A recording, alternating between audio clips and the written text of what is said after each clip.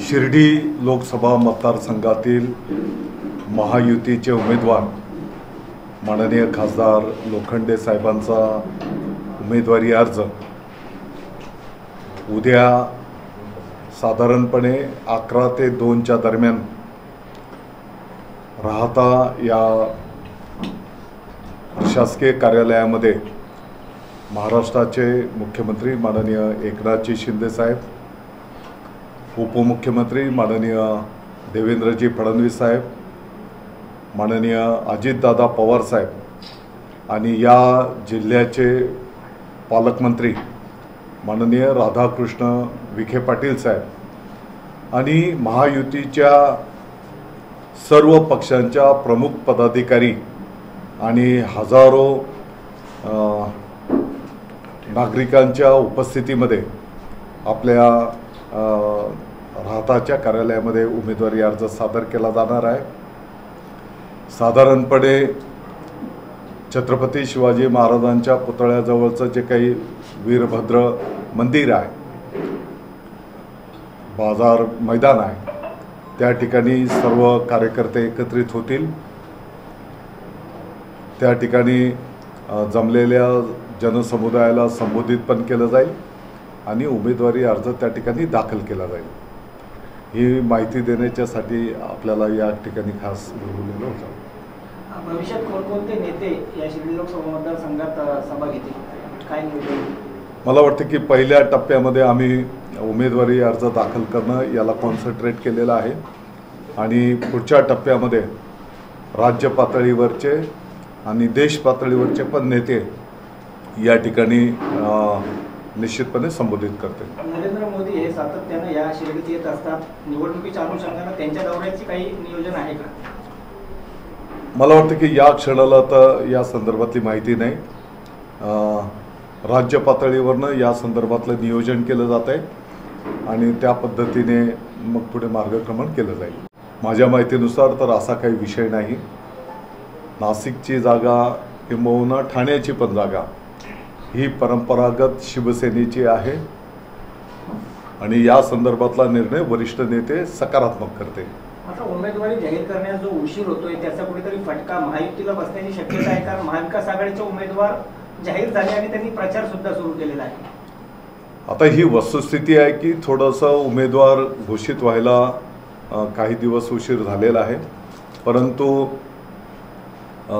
नाशिक असेल, ठाणे असेल किंबहुना संपूर्ण महाराष्ट्र पातळीवर एकंदरीत जनतेची मानसिकता आहे पंतप्रधान नरेंद्र मोदी साहेबांना परत एकदा तिसऱ्यांदा पंतप्रधानपदी आरूढ करणं, केंद्र सरकारने केलेली चांगली कामं, त्याच्यासोबतच माननीय मुख्यमंत्री महोदय एकनाथजी शिंदे साहेब, उपमुख्यमंत्री माननीय देवेंद्रजी फडणवीस साहेब, अजितदादा पवार साहेब यांच्या नेतृत्वाखालच्या महायुतीच्या सरकारने अनेक चांगले निर्णय त्याची अंमलबजावणी केलेली आहे आणि या सर्व गोष्टी पाहता जरी 2 दिवस उशीर झालेला असेल उमेदवार घोषित व्हायला, परंतु सर्व जनतेची त्या ठिकाणी मानसिकता आहे आणि म्हणून संपूर्ण महाराष्ट्रामध्ये जे काही मिशन आहे महायुतीचं 45+ ते आम्ही यशस्वी करू।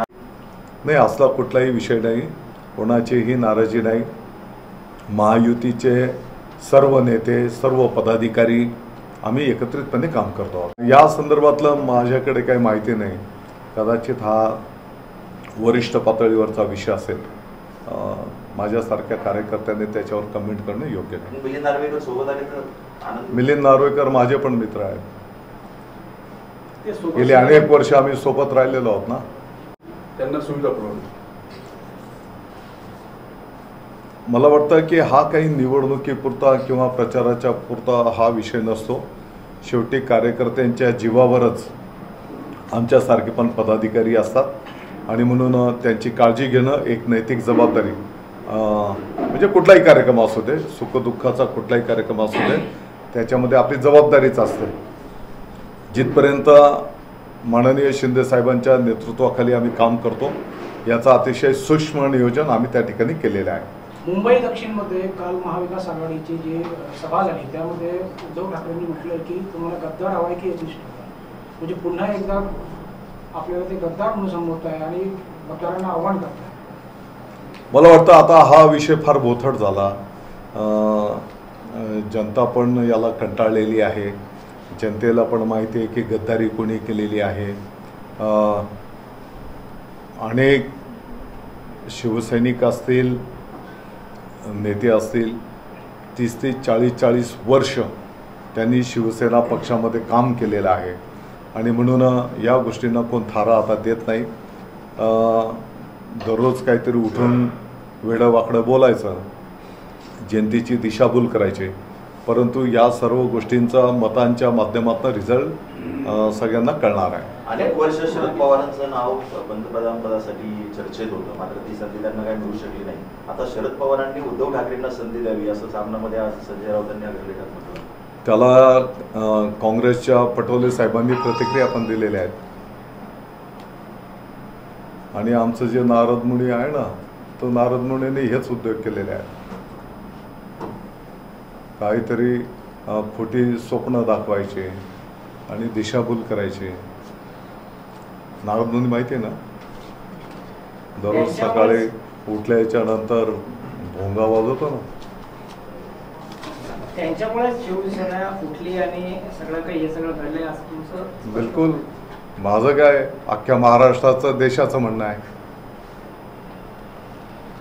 प्रत्येक ठिकाणी उद्धव ठाकरेंच्या ज्या सभा असतात त्याच्यामध्ये देवेंद्र फडणवीस असतील किंवा मुख्यमंत्री एकनाथ शिंदे असतील, नरेंद्र मोदी, अमित शहा यांना पूर्णपणे ते टार्गेट म्हणजे आक्रमक होऊन त्यांच्यावरती भाष्य करत असतात. आता कोणी कोणावर बोलण्याचं आपली पात्रता आहे का हे पण तपासून घेण्याची आवश्यकता आहे. संजय राऊत काय म्हणत असतात की मी उद्धव ठाकरेंच्या जवळचा आहे आणि पवारांचा शिष्य आहे. बघा, मी सभागृहामध्ये बोललेलो आहे. संजय राऊत हे राष्ट्रवादी शरद पवार साहेब यांचे पंटर आहेत.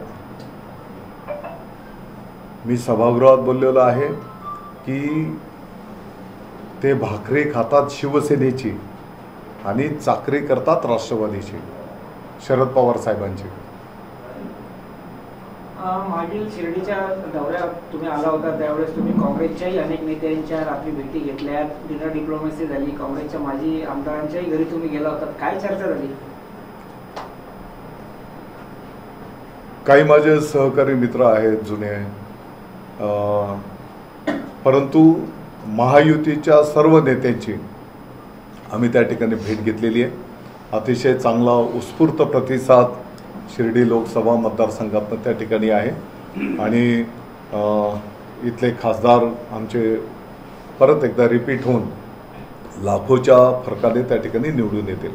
नाशिक पदवीधर मतदारसंघाचे अपक्ष आमदार सत्यजित तांबे यांनी अद्यापही आपली भूमिका जाहीर केली नाही. त्यांना निवडून आणण्यात महायुतीनं सुद्धा मोठा वाटा घेतला होता.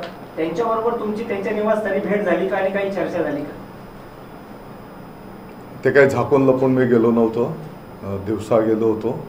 त्यांच्या निवासस्थानी जाऊन त्यांची भेट घेतलेली आहे.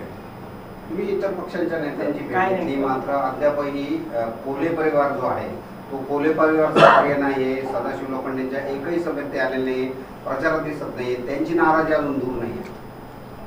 कोल्हे परिवार या भागातले एक प्रमुख नेते आहेत. भारतीय जनता पक्षाचे ते जबाबदार नेते आहेत. त्यांचाही सहभाग त्या ठिकाणी प्रचारामध्ये आहे आणि उद्या ते तुम्हाला दिसून येते. महसूल मंत्री राधाकृष्ण विखे पाटील यांनी आठवड्यांची काल भेट घेतली. RPIचे जे कार्यकर्ते होते ते नाराज होते आणि कोणत्याही मेळाव्याला त्यांची उपस्थिती नव्हती. ती नाराजी दूर झाली? बिलकुल नाराजी दूर झालेली आहे. महत्त्वाची गोष्ट म्हणजे नाराजी कुठली नव्हतीच. आठवले साहेबांशी, माननीय विखे पाटील साहेबांची चर्चा झाली. प्रमुख पदाधिकारी पण उपस्थित होते आणि मला वाटतं काल मी स्वतः पण विखे पाटील साहेब आणि RPIचे सर्व प्रमुख पदाधिकारी आमची पण बैठक संपन्न झालेली आहे. देशामध्ये त्यांचा पूर्ण ताकदीने या ठिकाणी महायुतीच्या उमेदवाराला पाठिंबा आणि आम्ही सर्वजण जसं जीवाचं रान करणार आहोत तसेच सर्व महायुतीचे पदाधिकारी कार्यकर्ते जीवाचं रान करतील. आदित्य ठाकरे 2 दिवसापूर्वी या ठिकाणी बोलले की राज्यात आता फक्त ठाकरे गॅरंटी चालते. मोदी गॅरंटी चालणार मोदी गॅरंटी चालणार नाही, इथे फक्त ठाकरे गॅरंटी चालते. कसं मुंगेरी लाल के हसीन सपने ते त्या कोशातून बाहेर पडत नाहीत. ती गर्दी दिसली की त्यांना असं वाटतं की ती गर्दी आमच्यामुळे आहे. पण स्थानिक पातळीवरचा कार्यकर्ता प्रत्येकजण, तो झोपडीतला का असेना, तो त्याच्या त्याच्या कृतीप्रमाणे समाजासाठी योगदान देत असतो. उद्धव ठाकरेंनी त्यांना म्हणावं की तुमच्या मतदारसंघात तुम्ही तुमची ताकद बघा. उद्धव ठाकरेंनी पुन्हा एकदा त्या मुख्यमंत्री पदाचा विषय समोर आणला आणि असं म्हटलं होतं की फडणवीसांनी किंवा शहांनी आश्वासन दिलेलं होतं की फडणवीस म्हटले मी दिल्लीला जाईल आणि आदित्यला मुख्यमंत्री बनवेल, असे काही झाली होती. त्याचं उत्तर माननीय फडणवीस साहेबांनी दिलेलं आहे. मात्र ही अशी वक्तव्य निवडणुकीच्या काळात का समोर आणले जातात, काय वाटतंय तुम्हाला? तर ते त्यांनाच विचारावं. पहिल्या टप्प्यामध्ये जे देशात मतदान झालंय टक्केवारी कमी झाली, त्याचा परिणाम कुठे महायुतीला होऊ शकतो, इंडियाला? माझी माहिती आहे की जे काही मतदान झालंय त्या मतदानाचा कौल जर बघितला तर तो माननीय पंतप्रधान नरेंद्र मोदी साहेबांच्या साठी प्रचंड संख्येने अनुकूल आहे. टक्केवारी घटली आहे मतदानाची. होऊ शकतं की उष्णतेमुळे काही 1-2% कमी आहे, काही ठिकाणी 1% कमी आहे, काही ठिकाणी 3-4% जास्ती पण मतदान झालेलं आहे. 1% जरी कमी झालं तर त्याचं मतात उमेदवारांवर निवडून होतोय ना. मी काही नाही बोलत नाही, परंतु काही ठिकाणी 4-5% जास्ती पण झालेलं आहे तिथल्या सरासरीच्या. आज जर पाहिलं तर निवडणुका सगळीकडे सुरू आहे, राज्यभर प्रचार सुरू आहे, उमेदवारी अर्ज भरले जाते. मात्र दुसरीकडे राज्यात अनेक ठिकाणी पाण्याचे टँकर देखील सुरू झालेले आहेत. दुष्काळाच्या झळा आता मोठ्या प्रमाणात एप्रिल महिन्यातच जाणवू लागल्या. काय राज्य सरकार त्या बाबतीत किती? माननीय मुख्यमंत्री महोदय दररोज या संदर्भातला आढावा घेत आहेत.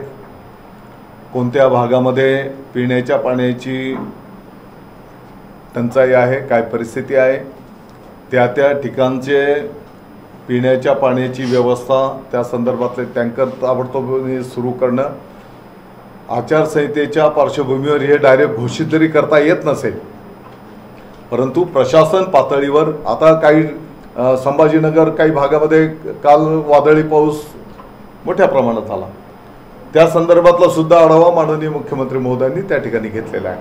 आणि म्हणून दररोज या संदर्भातला सकाळी ते प्रशासन पातळीवर आढावा घेत आहेत आणि त्या व्यवस्था ताबडतोबीने झाल्या पाहिजेत असे निर्देश आदेश पण त्यांच्या माध्यमातून दिले जात आहेत. उद्याचा खूप ठिकाणी फॉर्म भरण्याचं नियोजन आहे. होऊ शकतं काही तास अर्धा तास पुढे पाठीमागे, म्हणून वेळ आम्ही तुम्हाला म्हणून ते सांगितलं. नगरला सभा नाहीये, सभा इथेच आहे. नगरला मिरवणूक आहे फक्त रोड शो आहे.